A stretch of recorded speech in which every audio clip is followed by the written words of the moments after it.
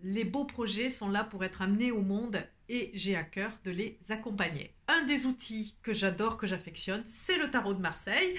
Et aujourd'hui, on va parler de l'arcane 16, la Maison Dieu. Et cette vidéo va rejoindre la playlist des arcanes majeurs des cartes du tarot de Marseille. Salut, c'est Marion Richard, bienvenue dans cette vidéo. Et je voudrais te parler cette semaine de cartes qui font un peu peur, de cartes qui sont un peu impressionnantes. On a un petit mouvement de recul, on n'a pas forcément envie de les voir et il y a beaucoup d'a priori. En tout cas, c'est comme ça qu'on les appréhende la plupart du temps. Donc, je vais t'en montrer certaines. Bien entendu, la plus caractéristique, c'est celle-ci. Elle n'a pas de nom, tu remarques? Alors bien sûr, il y a des tarots où on l'a appelée la mort. Donc là, c'est très spécifique. Mais dans ce tarot que j'utilise, c'est pas le cas. Et dans la plupart des tarots traditionnels, il y a rien. C'est 13 sans numéro, sans nom, pardon, c'est un numéro sans nom. Il y a celle-ci aussi qui est pas très appréciée en général. Je vois les réactions des gens quand elles arrivent sur un tirage. Il y a une autre carte qui est pas très appréciée non plus, c'est celle-là, qui est pourtant d'une grande richesse si on a le courage d'aller l'explorer, comme toutes d'ailleurs. Hein. Et il y en a une autre, alors j'aimerais m'arrêter voilà, dans cette vidéo sur celle-ci qui s'appelle ici la Maison Dieu. Et celle-ci non plus, en général, elle ne plaît pas beaucoup. On a l'impression qu'il y a quelque chose qui s'écroule, qu'il y a quelque chose qui se finit, il y a quelque chose d'inéluctable. Et en général, ça ne plaît pas. Alors, moi, je l'aime bien. Je l'aime bien, comme j'aime toutes les cartes du tarot. Et je voudrais donc partager mon point de vue, ma vision, ce que j'ai compris de cette carte avec toi aujourd'hui dans cette vidéo. Te partager un peu comment je nourris ma compréhension du tarot, ma lecture du tarot, d'autres lectures dans des champs de connaissances qui n'ont rien à voir spécifiquement avec le tarot. Je t'ai montré dans une autre vidéo quelques-uns des bouquins, des livres sur le tarot que j'aime bien, que j'utilise. Mais je ne suis pas une grande adepte de la littérature sur le tarot. J'avoue que ça m'intéresse d'un point de vue historique, mais pas d'un point de vue de l'usage que je fais des cartes. Quand je lis quelque chose sur la science ou quand je regarde une vidéo de scientifique et que ça résonne avec une carte du tarot, parce que j'ai toujours les 22 arcanes majeures quelque part derrière moi et je perçois comment des informations nouvelles peuvent venir enrichir ma perception du tarot. J'ai une perception qui s'affine avec le temps, qui s'enrichit et que ça me fait plaisir de partager avec toi parce que peut-être si tu lis le tarot, ça pourra t'intéresser, on pourra échanger et je t'invite vraiment dans les commentaires à partager ta propre vision aussi de la carte et aussi si tu n'es pas d'accord avec moi, surtout dis-le et puis dis-moi pourquoi et qu'on puisse amorcer une discussion entre passionnés du tarot, c'est aussi ce que je recherche avec ces vidéos. Donc la Maison Dieu. Alors la Maison Dieu, c'est la carte 16. Ce qui me frappe souvent, c'est que les gens disent « Oh là là, tout s'écroule ». Je ne sais pas si tu vois bien, mais moi je vois une tour qui tient. Je ne vois pas du tout une tour qui s'écroule. Pour moi, ce n'est pas un écroulement.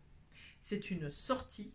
C'est d'ailleurs comme ça que Jodorowsky l'interprète dans son livre « Émergence de ce qui était enfermé ». Je te montre le bouquin, c'est La Voix du tarot de Jodorowsky et Marianne Costa. A priori, c'est ni bon ni mauvais, c'est juste un état de fait. On voit que ces personnages sont disproportionnés par rapport à la dimension de la tour, et il était temps qu'ils sortent, effectivement, parce qu'ils devaient certainement être très serrés là-dedans. Alors certes, ils sont cul par-dessus tête, ils ont besoin de reprendre leur marque ici, et ça a l'air assez inconfortable, mais ce qui est sûr, c'est que certainement c'était encore plus inconfortable à l'intérieur de cette tour. La deuxième chose, c'est que ici, il y a le sommet de cette tour qui est en forme de couronne. Et moi, je ne peux pas m'empêcher de penser que c'est une couronne qui se met sur la tête, et la tête, c'est vraiment notre mental, et que s'il y a bien quelque chose qui est soufflé, s'il y a bien quelque chose qui est éjecté, c'est bien cette partie-là, c'est bien cette partie du sommet de notre être, le néocortex, la partie qui mentalise, la partie qui projette. Et il y a un retour à la Terre, il y a un mouvement vers la Terre, et ce mouvement vers la Terre, c'est un mouvement qui est très fort, hein, puisque les personnages sont obligés de revenir vers cette dimension-là, et c'est une Terre qui est orange, qui est magmatique, qui est puissante. Ils vont retrouver de la végétation, donc ils vont retrouver une vie nouvelle. Sortie de zone de confort, changement, on imagine que ce qu'il y avait avant, ça ne devait pas être formidable non plus, et que cette libération était nécessaire. Jodorowsky, donc dans son bouquin, que je te remontre, La Voie du Tarot, fait une proposition d'observation, c'est que le 16 vient après le 15, jusque-là tout va bien, mais on avait donc deux personnages ici qui étaient accrochés, encordés par le cou ici à la grande chimère centrale qui représente le diable, et ces deux personnages immatures, on peut imaginer que devenus humains, après avoir passé un temps à l'intérieur de cette tour, après avoir reçu un enseignement ou vécu une transformation, à nouveau donc peuvent sortir dans le monde, mais cette fois-ci en étant libres, en étant complètement humains, en étant vêtus également, hein, ce qui est le propre de l'humain, c'est de se vêtir, l'humain conscient en tout cas, hein, depuis Adam et Ève, on sait que c'est ça aussi, hein, être un humain conscient, c'est avoir la conscience de sa nudité et se vêtir. Et donc ces personnages-là sont en train de vivre une évolution vers leur matérialité d'être humain, mais aussi vers une conscience qui va donc les libérer de cette chimère ici bleue, hein, dont il reste que la couronne, et ils vont pouvoir donc aborder le 17, la suite de l'histoire, le 17 qui est une véritable libération. On voit ici comment les os se libèrent et la nudité est cette fois-ci complètement assumée sous les étoiles. Comprendre son humanité, la vivre et ensuite accepter que nous ne sommes finalement que ça. Nous ne sommes finalement que de la chair sur des os. Nous ne sommes finalement que de la poussière. Nous ne sommes finalement que de la poussière d'étoiles. Nous ne sommes rien de plus que ça. Après avoir peut-être imaginé, alors on parle des fois de la tour de Babel, et c'était aussi la tour de Babel qui était représentée sur des tarots très anciens.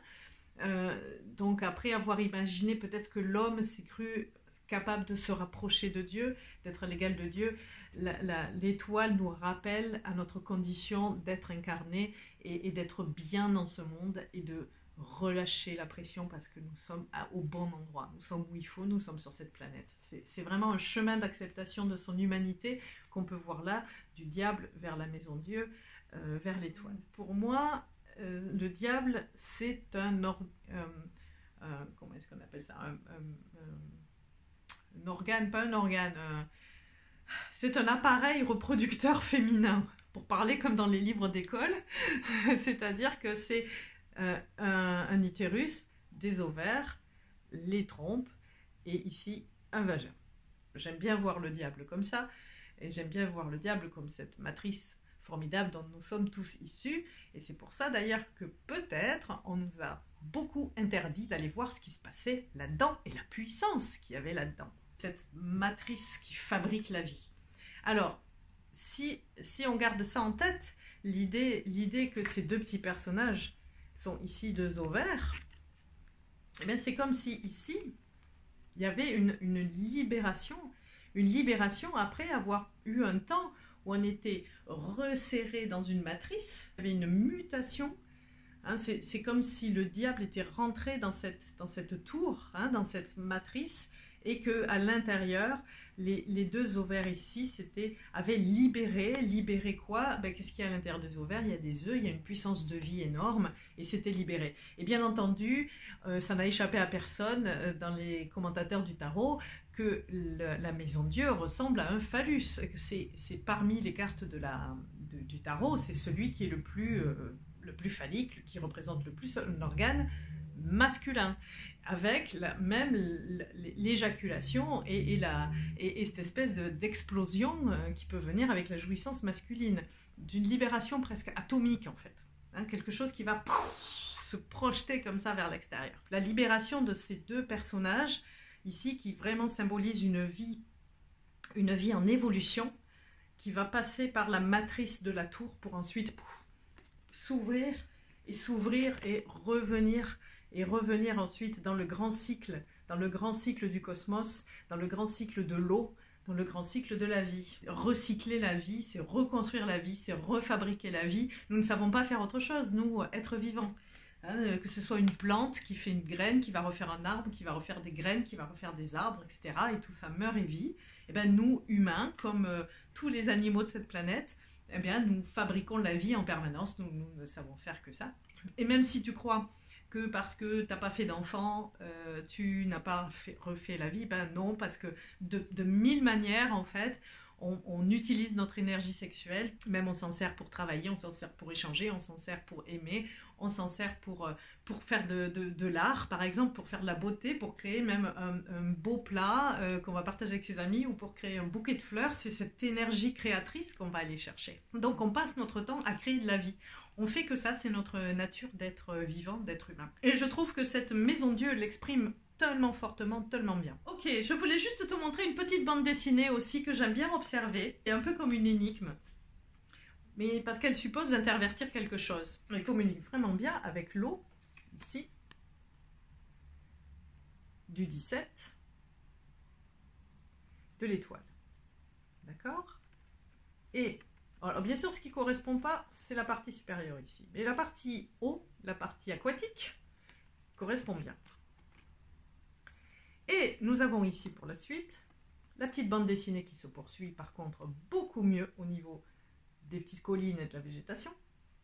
Tu le vois ici, cette partie-là, où on a vraiment une histoire là qui se raconte.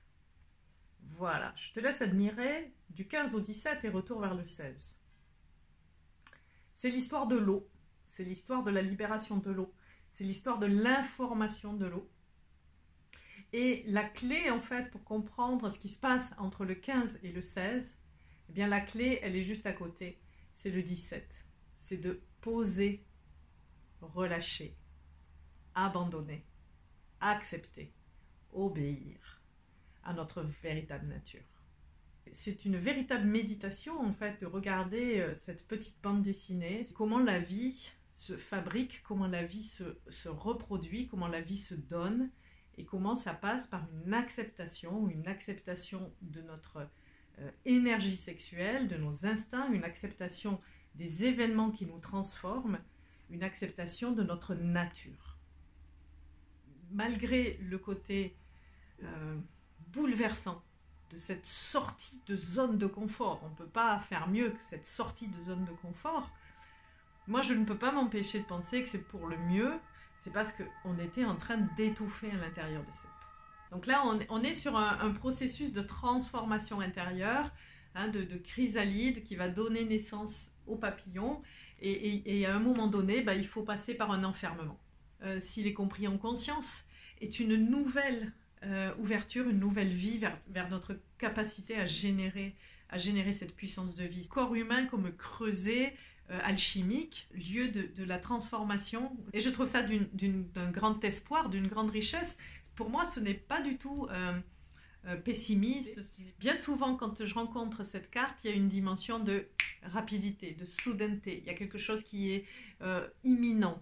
Quand on me fait des retours sur des lectures, ça confirme qu'effectivement, il y avait quelque chose d'assez rapide. C'est une énergie de changement, c'est une énergie de transformation. Et même si c'était confortable, c'était quand même très très étroit et très resserré. Et en tout cas, c'est qu'avec du recul, et ce n'est qu'après que les événements aient été vécus et digérés, qu'on peut comprendre que même si c'est difficile à vivre sur le moment, c'était un bienfait. Mais ça, il faut du temps et de la sagesse et souvent beaucoup de conscience pour revisiter les événements de sa vie. Comment est-ce qu'ils ont pu être bénéfiques en fait pour nous alors qu'ils ont été vécus de manière très violente. J'espère que ça t'a éclairé sur l'arcane 16 qui est la Maison de Dieu. Si tu as envie que je te parle d'autres cartes, n'hésite pas à me solliciter, sinon il y en a déjà pas mal qui sont en ligne. Tu peux bien sûr les commenter si tu n'es pas d'accord avec mes interprétations, si tu es d'accord avec mes interprétations, si tu en as d'autres. Je t'invite à partager ici sous les commentaires. Abonne-toi à la chaîne, une vidéo par semaine. Je t'embrasse, on grandit ensemble. C'est mon slogan. Ciao!